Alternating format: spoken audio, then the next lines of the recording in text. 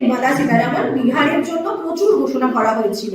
এবার বাংলায় ভোট আসছে, অথচ বাংলার জন্য সেভাবে কোনো বড় ঘোষণা নেই। তাহলে কি আপনারা একবারে মেনেই নিয়েছেন যে বাংলায় কিছু করতে পারবে না, সেই জন্য বাংলায় কিছু দেওয়া হলো না? প্রথম কথা হচ্ছে, বিহারে আমাদের সরকার ছিল, ঘোষণা করলে সেটা ইমপ্লিমেন্ট করার জায়গা আছে। বাংলায় তো ঘোষণা করে কোনো লাভও নেই। আমাদের সরকার যখন তৈরি হবে তখন বাংলার জন্য আলাদা বাজেট হবে। কিন্তু আপনারা যে কথাটা বলছেন, 16 ফিনান্স কমিশনের যদি আমি আপনাদেরকে ট্যাক্স ডিভলিউশন দেখাই, আমার কাছে লিস্ট আছে, বাংলা হচ্ছে সেই রাজ্যগুলোর মধ্যে প্রথম দিকে থাকবে যারা সব থেকে বেশি ট্যাক্স ডিভলিউশনের টাকা পাবে। এই যে 41% আমাদের যে ট্যাক্স ডিভলিউশন নতুন ফিনান্স কমিশনের রিপোর্ট অনুসারে যেখানে স্পষ্ট করে বলা হয়েছে, তার মধ্যে 7.215% ট্যাক্স ডেভলিউশনের টোটাল বাংলা পাচ্ছে। বাংলার পপুলেশন দেশের নিরিখে 7%। বাংলাকে দেয়াও হচ্ছে 7% থেকে একটু বেশি ট্যাক্স ডেভলিউশনের টাকা। অতএব যারা বলছেন বাংলায় কিছু দেয়া হয়নি, তারা আমার মনে হয় মূর্খের স্বর্গে বাস করছে। দ্বিতীয় কথা, বাংলার ক্ষেত্রে যে বিষয়গুলো আমরা পাচ্ছি পশ্চিমবঙ্গের ক্ষেত্রে, একদিকে আমরা হাই স্পিড ট্রেন করিডোর পাচ্ছি শিলিগুড়ি পর্যন্ত, বারাণসী থেকে। আমরা 20টি ওয়াটারওয়েজের মধ্যে একটি বা একাধিক ওয়াটারওয়েজ পেতে পারি, এখন সেটা ঠিক করে বলা হয়নি, কিন্তু বাংলা পাবে এটা বলা হয়েছে। পূর্বোদয়া ইন্টিগ্রেটেড ইস্ট ওয়েস্ট যে ডেভেলপমেন্ট ইনিশিয়েটিভ হবে, যেখানে মেজর যে নোড, সেই নোড হিসেবে দুর্গাপুরকে চিহ্নিত করা হয়েছে। সে স্বাভাবিকভাবে দুর্গাপুরকে যখন চিহ্নিত করা হয়েছে, তো দুর্গাপুরকে কেন্দ্র করে তো সমস্ত কিছু ডেভেলপড হবে। তার সাথে যে ইন্টিগ্রাল ইস্ট কোস্ট যে ইন্ডাস্ট্রিয়াল করিডোর, তার হাব হবে হচ্ছে দুর্গাপুর। তো স্বাভাবিকভাবে বাংলা এর লাভগুলো পাবে।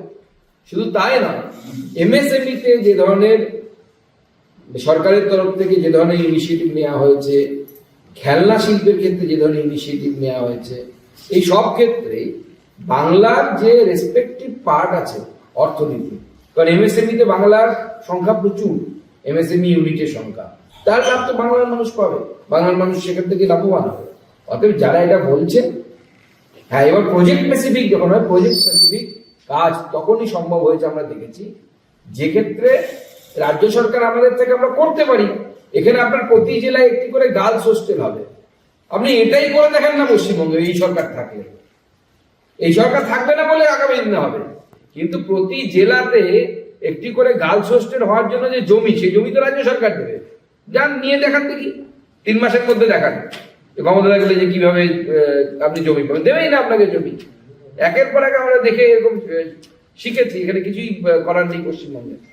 মুখ্যমন্ত্রী বলেছেন যে ফ্রেট করিডোর যেটা ঘোষণা করা হয়েছে, সেই ফ্রেট করিডোর তিনি 2009 সালে রেলমন্ত্রী থাকার 9 পরে যখন রেলমন্ত্রী ছিলেন, সেই সময় তিনি এটা ঘোষণা করে গিয়েছেন। আজকে আবার ঘোষণা। দেখুন, এটা তো নতুন কিছু নয়, উনি সবকিছুই ঘোষণা করে গেছেন। উনি এরপরে বলবেন যে বাবর আসবে, আমি সেটাও বলে গেছিলাম। হ্যাঁ, আমি সেই সময় ঘোষণা করে গেছিলাম বাবর আসবে, এখানে আক্রমণ হবে, মোগল সাম্রাজ্য প্রতিষ্ঠা হবে, এরকম অনেক কিছু বলতে পারেন উনি। বলতে পারেন এআই বলে একটা জিনিস আমি অমুক সালে আমার পিএইচডি তে লিখেছিলাম, যে পিএইচডিটা খুঁজে পাওয়া যায় না। ওনার এরকম অনেক কিছুই থাকে। তাহলে প্রশ্ন হচ্ছে হয়নি কেন? উনি রেলমন্ত্রী থেকে সরে যাওয়ার পর ওনার দলের 2জন তাবড় নেতা রেলমন্ত্রী ছিলেন। তো ছিলেন কি ছিলেন না আপনারা বলুন? মুকুল রায় রেলমন্ত্রী ছিলেন তৃণমূল কংগ্রেসের, আমাদের ছিলেন ত্রিবেদীজি ছিলেন, দীনেশজি তিনি ছিলেন হচ্ছে আমাদের রাজ্য থেকে রেলমন্ত্রী। তাহলে আমাদের খুব সামান্য প্রশ্ন, মমতা বন্দ্যোপাধ্যায় ঘোষণা করে গেলেন, তারপর তার অনুগামী তার কথায় উঠে এবং বসে এরকম 2জন ব্যক্তি তারই দলে, তারা রেলমন্ত্রী থাকার অথচ করতে পারলেন না। তার মানে কিছু গড়বড় আছে। উনি ঘোষণাটাই করে গেছেন, আর কিছু করেননি।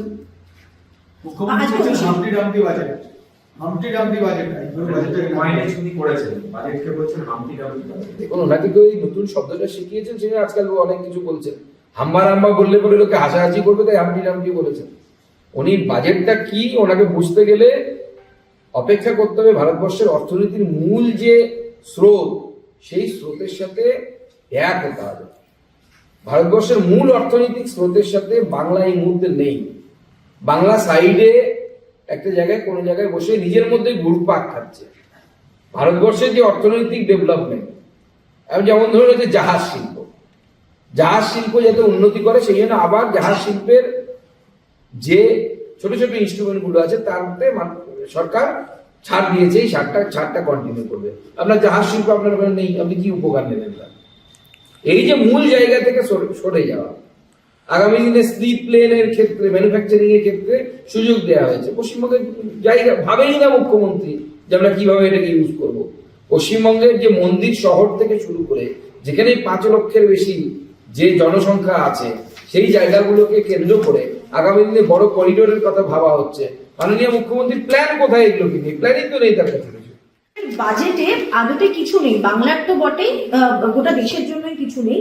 বাংলার মানুষকে অত্যাচার করা হচ্ছে। বাংলার 10 কোটি মানুষকে যদি কেউ বাংলাদেশি বলে মনে করেন, সেটা প্রধানমন্ত্রী, স্বরাষ্ট্রমন্ত্রী। এই সরকারের থেকে কোনো আশা নেই। লাস্ট ইয়ারেরও কথা তারা রাখেনি। বাংলায় খরচ করলেও হারবে জানেন না, তাই জন্য খরচ করছে। দেখুন, আমি আগেই আমাদের ট্যাক্স ডিভলিউশনের তত্ত্ব দিয়ে অভিষেক বন্দ্যোপাধ্যায়কে মিথ্যে প্রমাণিত করেছি। যে অভিষেক বন্দ্যোপাধ্যায় যেটা বলছে যে বাংলাকে কিছুই দেওয়া হচ্ছে না, অথচ বাংলার পপুলেশনের পার্সেন্টেজ অনুসারে ট্যাক্স ডেভলিউশন দেওয়া হয়েছে। দ্বিতীয় যে কথাগুলো, ধরুন ভারত সেমি কন্ডাক্টর মিশনে 40,000 কোটি টাকা বরাদ্দ করেছে। আমি অভিষেক বন্দ্যোপাধ্যায়কে প্রশ্ন করছি, এই 40,000 কোটি টাকা যা সেমি কন্ডাক্টর মিশনে আমাদের কেন্দ্র সরকার বরাদ্দ করলো, তার লাভ নেওয়ার জন্য আপনার সরকারের প্ল্যানিংটা দেখানো হবে। কোনো না কোনো রাজ্য তো নেবে 40,000 কোটি টাকার লাভ।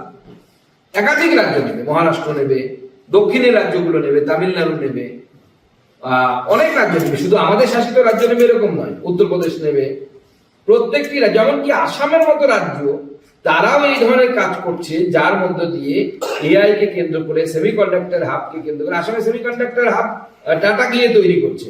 আমার প্রশ্ন অভিষেক বন্দ্যোপাধ্যায়কে, উনি বা ওনার দল কেন, ওনার রাজ্য সরকার কেন এই ধরনের পরিবেশ তৈরি করতে পারছেন না যে পশ্চিমবঙ্গে সেমিকন্ডাক্টর হাবের জন্য টাটা না হোক, অন্য কেউ হোক, অন্য কোনো কোম্পানি হোক, যাদেরকে ওনাদের পছন্দ, লুলু, হুলু, ভুলু, কেউ তো আসবে।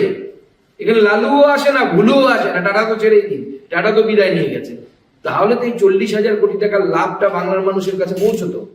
দেখুন, এই শব্দগুলো গার্বেজ অফ লাইফ, এটা বহুবার উনি ব্যবহার করেন, কারণ এরকম 2-4টে ফ্রেজ আছে ওনার মুখস্থ করা, তার বাইরে কিছু বলতে পারেন।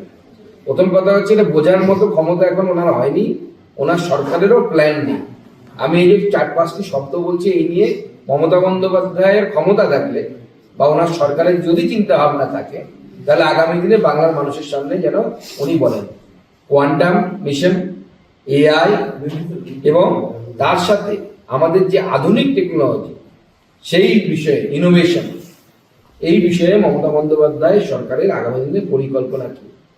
কোয়ান্টাম মিশন থেকে শুরু করে, এআই থেকে শুরু করে, সেমিকন্ডাক্টর, এই 3-4টে আমি বিষয় বললাম, শব্দ বললাম। উনি বলেছেন গার্বেজ অফ লাইফ, আমি বলছি 4টে ইংরেজি শব্দ উনি নিয়ে যেন ওনার সরকার আগামী দিনের প্ল্যানিং কি একবার যেন বলেন। মনে রাখবেন আবার, সেমিকন্ডাক্টর, এআই মিশন,